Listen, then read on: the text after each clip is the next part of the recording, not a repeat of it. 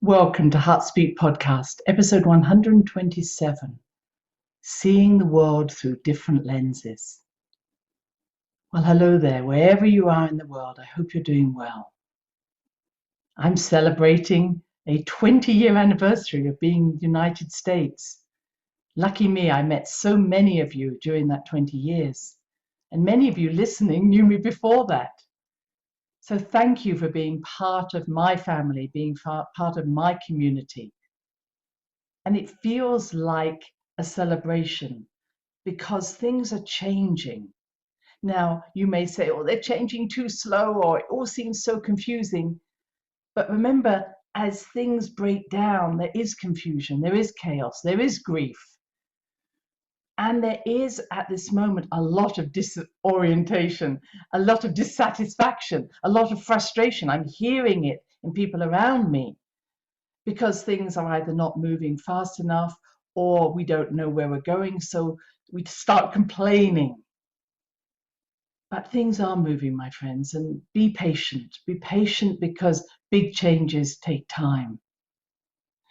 And Mars is presently going into Gemini, which is a Gemini I'm very pleased about. So there's a passion for communication, an increase of communication. Remembering that that word communication is not a one-way affair, me talking to you and you just listening. I liked it when we had our live meeting where we could communicate. We need to get back to that level of discussion with communication meaning common union. Let's find a place where we can meet each other, not necessarily having the same point of view, seeing the world through the same lenses, but at least being willing to walk a mile in someone else's moccasins, to listen to someone else's point of view. Because it isn't just listening and going back to our old point of view, it's saying, how can your discussion, how can our discussion, your point of view, help me to see the world in a more expanded way? And that's not necessarily happening all the time. But as Mars will be trining both Saturn and Jupiter in Aquarius, we're going to see more of a desire for community. I'm hearing other people talk about that. We're getting together as a group of mothers who want our children to go back to school. We're getting together as a group of people who want to see more nature in their environment. We're getting together as a group of people who want to see change in other ways. We want to make sure, I heard someone say, we want to make sure that never again will our elderly be left alone. We're getting together to make sure that never happens. So we're seeing electronically that there's greater communication, and we're seeing collectively that we are talking together. And hopefully getting a little bit more telepathic, where we actually share with each other on the level that we are able to communicate, which is through our hearts, through our minds. And when I first came into the United States, it was just before 9/11, and I was so happy to be here. But shortly after 9/11, I would remember sitting with some very erudite individuals, and they were talking about why soon after the decision was being made to go into Iraq, to bomb Iraq, to make changes. And just like the curious child I am, I said, well, why is that happening? And I said, surely we know that 9/11 wasn't created and wasn't sponsored by Iraq alone even, and by Saddam. And they looked at me and said, well, no, but Saddam is an evil, evil man. And that was like end of conversation. That we bring some emotionality into a situation, so end of conversation, don't even talk about it. And that type of lack of taking things deeper, to being able to have critical thought or even some sort of thought that brings us to a conclusion, I found very confusing when I first came here. Now, true to say, I have met many, many wonderful thinkers. Many of you are listening to me today. And it's not because of me saying something. I'm hoping I stir your mind up. I hope I start to make you think for yourselves. Not that you didn't, but I'm reminding of you what you already know. So the sort of communication we're having is a fertilization, many ideas coming together, and then many ideas creating something new, mysterious, something unknown that we've not seen before. And that's the excitement that's in the air. Let's not go back to the old normal or even the new normal. Let's create something absolutely different. We're not building better, as everybody's trying to tell us. We're actually building new. What we've been doing before is not working. But it's new only from the perception that we have not yet created this. What we are creating is something that is in our soul, in our remembrance. And I love the fact that we're starting to look back in history and realizing that what we've been told actually isn't true. Now, that doesn't mean, therefore, just cancel it out, but understanding that we have not come from being hunter-gatherers and barbarians, but from being highly evolved individuals. And that knowingness of how to work together, how to work and live in egalitarian societies is still within us. How to be telepathic. I've been studying a lot about Lemuria, the time where the continent of Mu or Pan, possibly with the end of this such culture or civilization going down around 24,000 years ago. And you might say, well, how do you know? Well, there's a lot of evidence that has been left behind of these people. And although the organic material has gone away, we have now much more knowledge of how to read maybe some of the inorganic material that's left. Some of you may have been following the information about Stonehenge and how the blue stones were actually taken from Wales and recreated in the position they are now on Salisbury Plain.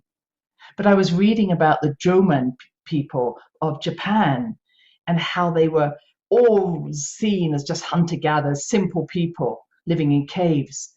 But they created this beautiful rope invested pottery. In other words, they put the rope within the pottery. And we have that pottery now. And so to have such an art, to be able to make the clay, to make the pottery, to put the rope within this was amazing. And then they said, well, they didn't know about rice growing until the Korean came in, or the influence from what we now call Korea. But actually what they found is that there's actually rice pods or rice seeds within this clay.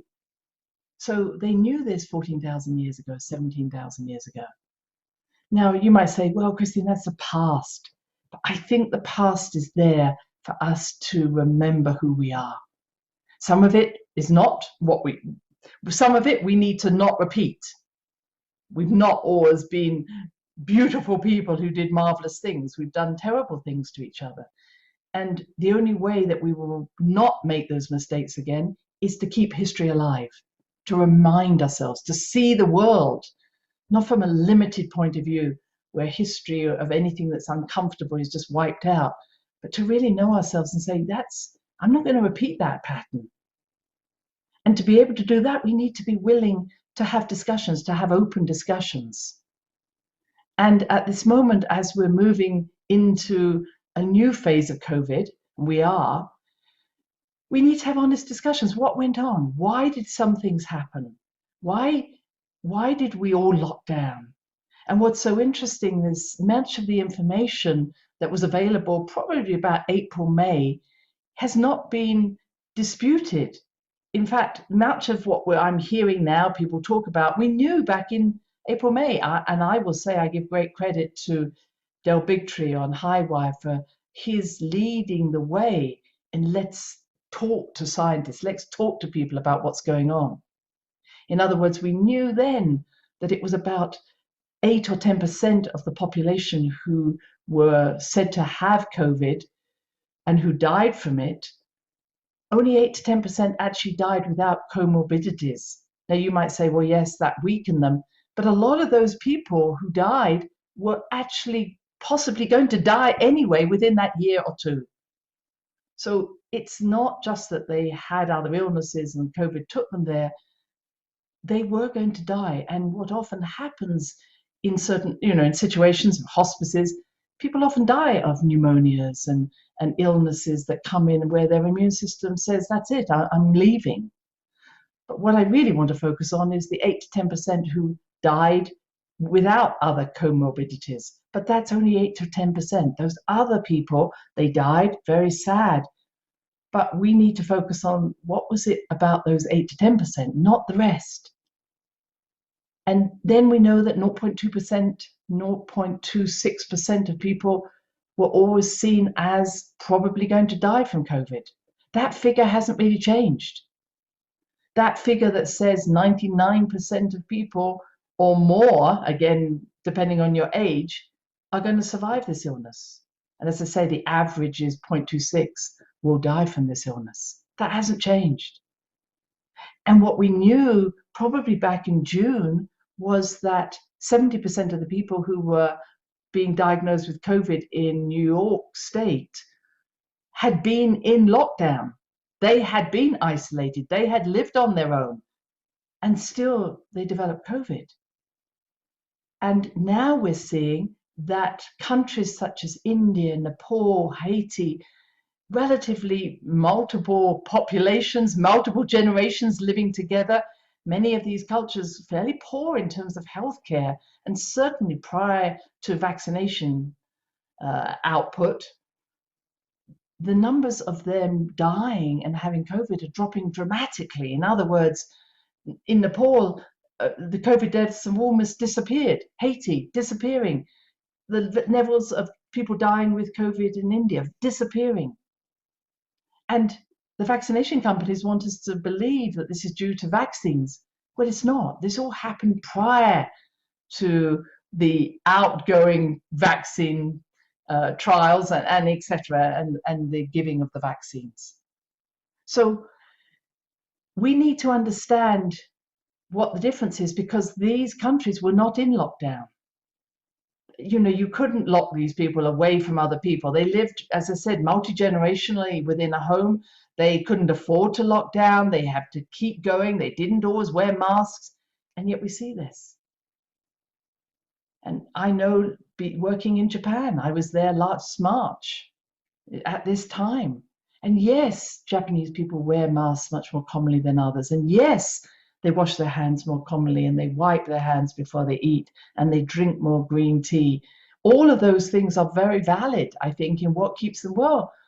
But I also remember that while I was there was really no lockdown. I know it's got tighter more recently, but I would be on a busy train. Things are busy there. People were in malls going to the shops, and yet their death rate is very low. So what we're suggesting is maybe the lockdowns did more harm than good.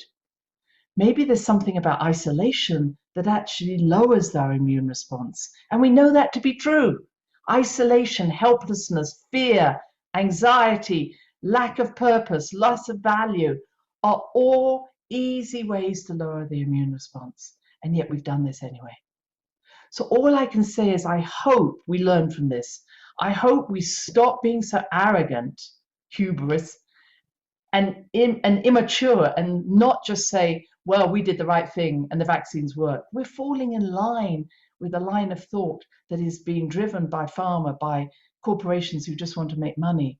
We're not looking at the evidence. We're not having that critical thinking, that constructive thinking that says, let me learn from this. And that, I think, is the key, is let us not just see the world through our own one lens. Let's, as I say, look at other countries. Let's use the internet to a means by learning from each other, not being isolated from each other. Let's come together in communities. And as Pluto is going through Capricorn, Pluto, the great goddess of transformation, breaking down old structures, old institutions, old corporations, we're watching as each institution, whether it's the law, the police, the politicians, the medical facilities, and now the teachers, every institution that I have to say we often looked up to as an authority and knowingness, they know what we're doing. Each one is being shown up for their biases, for their lack of knowledge, for their inability to deeply think about situations. Do what I tell you to do, just don't ask questions. And what's good about that is the Aquarian energy, which is Saturn, Jupiter, and soon will be Pluto, is saying, I don't just take your word for it. Because Aquarian energy says, I'd rather do something on my own in the direction that my inner knowing tells me to do than to do what everybody else is doing. So as I synthesize information, and every one of you who's listening has that ability to take information from different points of view and bring it together and bring it to your heart and say, what is real for me? You can throw some of it out. You can throw everything I say out. But this is real discernment. This is third eye discernment that says, knowing all that I know or hearing all that I hear and assessing it all, where do I want to go forward? But when we're given limited information or no access to information at all, our Aquarian mind actually says, I choose not to follow anything that is based on fear or shame. So if you're just telling me to do this because otherwise I'm a bad person, I'm going the other way. And I know that's happening. I know in my lovely Britain that's happening. Making a decision as to whether you have a vaccine or not, wear a mask or not, meet other people or not, is not based only on science. It's based on a superstition, an underlying mythology. And when we're just being told to do something and just get on with it and stop complaining, that is not good communication. That is shaming, bullying. If what I'm telling you or what I'm suggesting you do is only based on my ego, then please don't do it. It really is, can someone give advice that is not based on either their profit, their pocket getting more money, or their ego? Because if you ask me a question and I refuse to answer and say, just follow my advice, it's because I have fear that I have nothing to back up what I'm saying, or that I'm arrogant enough that you're so stupid that you can't think for yourself.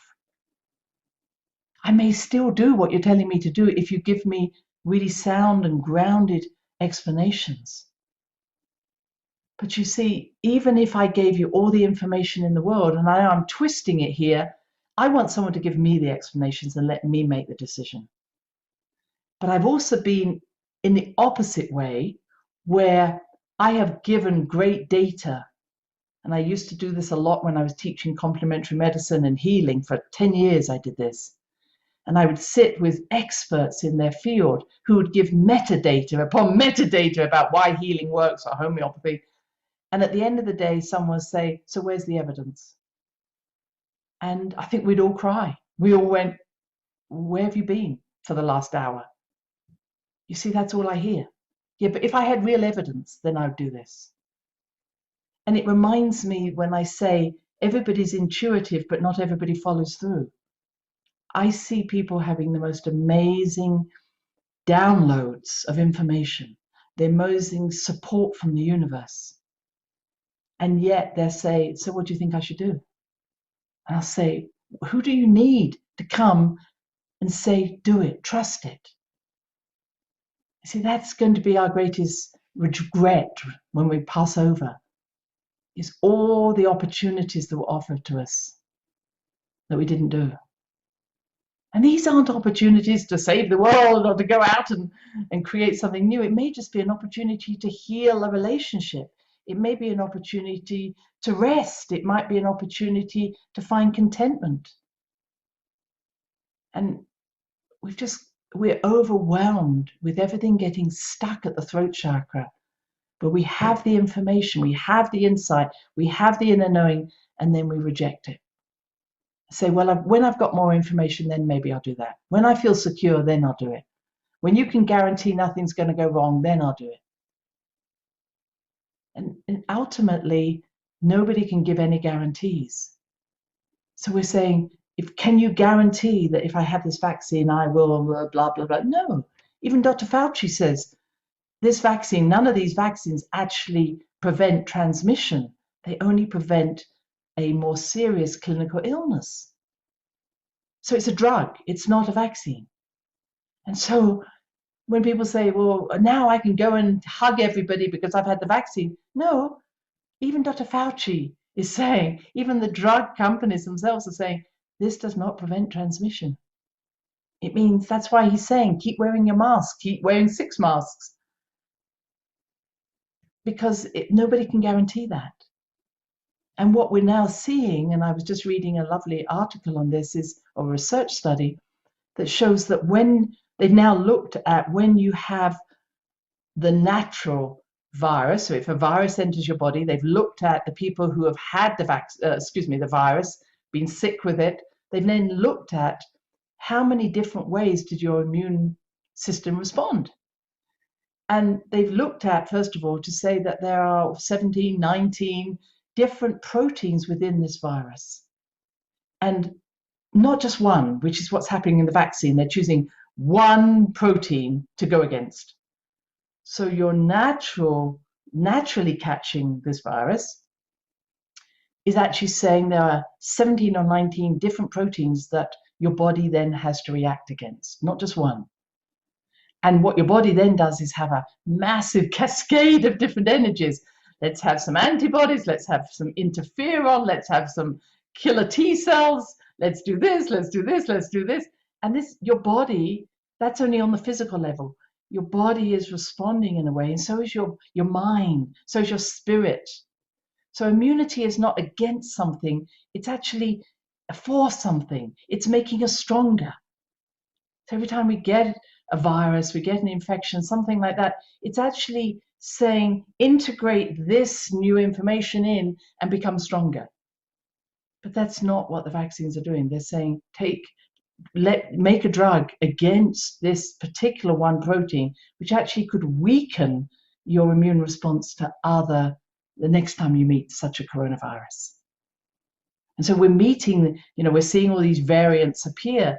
And of course, now the drug companies say, well, it may not work against that variant. No, because there are 17 to 19 proteins even within this virus. So is a variant just another expression of one of these proteins? Or maybe it's a mutation of one of those proteins, etc. Do you understand me? So the more naturally we can work with this, the stronger we can make the immune system to meet and embrace and then expand from this place, the better. So what we know is improving people's state of health is not just about having a better environment. It's about how do we feel valued? How do we feel not alone? How do we feel strong within ourselves? And that's why we know that 50% of people have already had or been introduced to this virus, but have had asymptomatic experiences with it. So we're moving in a way that is positive, and sadly, we're staying, as I say, that sadly for the pharmaceutical companies, that the virus actually, the more it mutates, the weaker it gets. And that's what's been happening. So actually the numbers are falling. So what we're going to see is more pressure on people to have the vaccine. And wow, there's another variant, and you better have a booster because you're not going to make money otherwise. They're not going to make money. So when people say, well, should I take the vaccine or not? I don't care. Again, that's your choice, whatever you feel. But recognize it's not should you take the vaccine, but why are you taking a vaccine to an illness that there's a good chance that 99% of us will survive anyway. So do you really believe you're one of those 1% or less that's going to die from this?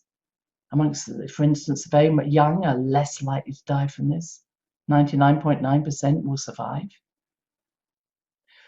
And you may not like those odds, but I think that what's really coming up is that this illness has brought to the surface, as I've said before, all the fears that we have. So that what often happens, it brings up the fear of, what if I die?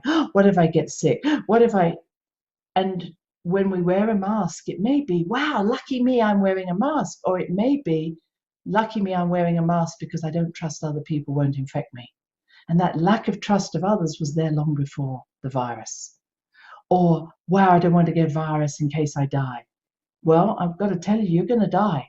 That I can guarantee. Every one of us is going to die. And if you believe in past lives, You've done it many times. You're an expert at it. So what I think it's bringing to the surface is these false beliefs, this sense of, what could happen to me. So everything that I hear people speak about is not new. It's coming from deep within us. And so when we're looking at these beliefs, it's not only the old beliefs, but it's also, what should I do? Tell me what to do. I don't want to be accountable for my actions. So someone else being the expert, giving away our power to other people, to be the expert so we can blame them, is a very old pattern. So what's shifting, and I'm seeing it, is people making a decision, not just to do something, but to be accountable for our actions. If something happens, I won't blame anybody else. I'm going to respond to what feels right for me. And as we do this, we change the way we live in the world. And that opens our hearts, it opens our minds to new experiences. Things that I see are happening, much more interest in ETs, elementals, elements, fairies. It's not that we just want to be, let me have a fairy by me, or it's the fact that we're saying, I know this exists. I've always known this exists. I'm loving the fact that people are coming out the woodwork and talking about things that they've hidden before. And the universe, the ET world, the spirit world are coming close to us and saying, we can't take over your free will. We're not here to save you, but we want you to understand the spiritual nature of yourself, the ET nature of yourself, the angel nature of yourself. In other words, wake up to what you are. So it isn't just that we're having communication with an angel or a fairy or anything. It's the fact that they're saying, what you see in me is what you see in you. What exists in me exists in you. And it's that ability to interchange energy, to really communicate, is an expansion of consciousness. And this is why I'm coming back to what I was speaking about, where I started. When we communicate, if we come away from communicating with one other person, listening to one other person, if we have not changed and expanded our consciousness, then we shouldn't be listening to that person. It isn't about hearing someone that just confirms what we've already known. It's good when we're shaken up. It's good when we hear something that rocks our boat, that says, well, maybe I've been limited in my thinking. And so what I want us all to be thinking and communicating, it isn't about communicating with people who think the same. I want to communicate with people who have a different worldview. I want to go to bed at night and think, wow, what would that world look like if I embraced that? What would that look like to look through that lens? Because that's the expansion that's happening now. And I hope that as I speak to you, you will feel that expansion. You will be willing to stop someone and say, let me hear how you got to that conclusion. I don't need your facts. I don't need you to tell me little details. I want you to show me the journey you've taken to get to that point of view. And if we're feeling a certain way, just be mindful of not projecting our beliefs onto other people, because that just really limits their ability to hear. And I say that in my final statement because I hear people say, wow, people are dying awful deaths. People are having awful experiences with COVID, for instance. And I say, absolutely true, but people have been having awful deaths and awful experiences long before 2020. And we just, maybe, that hasn't been part of your agenda. But I've sat with people. Over 40 years, I have sat and listened to people who are dying, listened to people who are seriously ill. And I just say is stop and listen to them rather than projecting our own fears onto someone and say, that's terrible. And I've heard people say, I'm ready to die, many a time. I've heard people say, this illness has taken me to new places I'd never have gone before. I've worked and lived with people who are in comas, who have dementia, and have tapped into that spirit where they're saying, this is taking me places. I need to be out of my body to do this work. I've worked with people, spirits who have passed over and who are telling me that this was their way, what they needed. And so if we can listen rather than always think and project, we would have a far better world. So I'm listening to you with my heart, with my third eye, and with my love. Until next time, many blessings. Bye-bye. Thanks for listening to the HeartSpeak podcast with Dr. Christine Page. Please check out all HeartSpeak episodes in the podcast archive section on www.christinepage.com. HeartSpeak is also available on iTunes, Spotify, Google Podcasts, Sticher Radio, and now playing on iHeart Radio. You can also watch the archive podcasts on YouTube.